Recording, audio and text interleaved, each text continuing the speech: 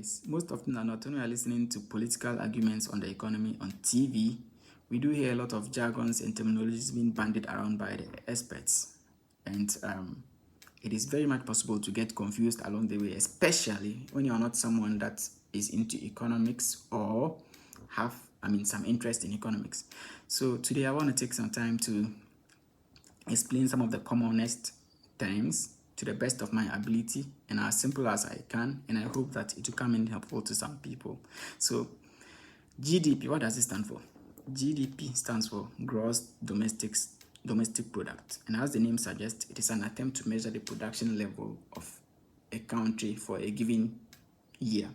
So there are different sectors of production in Ghana: the agri, the services, and the industry, amongst others. So GDP tries to look at the production levels for all these sectors and aggregates them in dollar terms. So for instance, the GDP for Ghana in 2023 was estimated at $72 billion US. So the value of production in Ghana then is valued at $72 billion US. So that is gross domestic product. So now from GDP, we go to GDP per capita income. So now per capita income comes because, you have the GDP standing at 72 billion, but what is it like? It doesn't really tell you much, right? So per capita income comes in to divide the GDP by the population of the given nation, so that we would look at, okay, if we divide it, how much is each person going to get?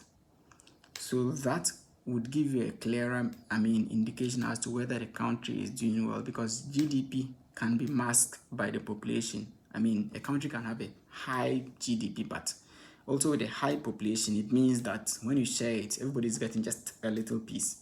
So per capita income kind of gives a clearer indication as to, okay, the country is doing better.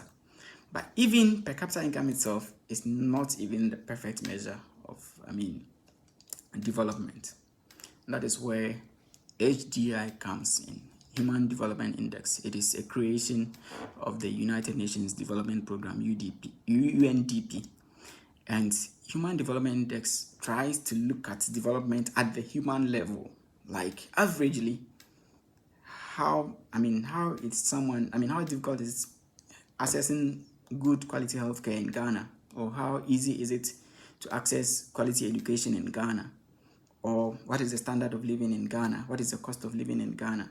So the Human Development Index attempts to aggregate all these indicators, and then the ball figure is 1, and if a country achieves an HDI of 1, then it means it is a junior paradise.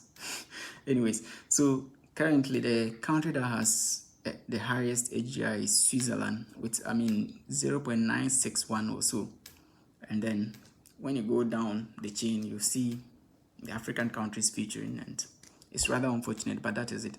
So HDI, as it stands for me, HDI is the most clearest indicator of the development of a nation, because it brings it to the personal level and it tries to see what is the quality of life of the people, not just per capita income. The trick with per capita income is that you can have a very high GDP per capita income for a given nation, but at the same time, when you look at the reality, you see that the wealth is actually in the hands of just a few, and then the rest at the bottom, are just having peanuts. So that's why per capita income in itself is not, a perfect measure.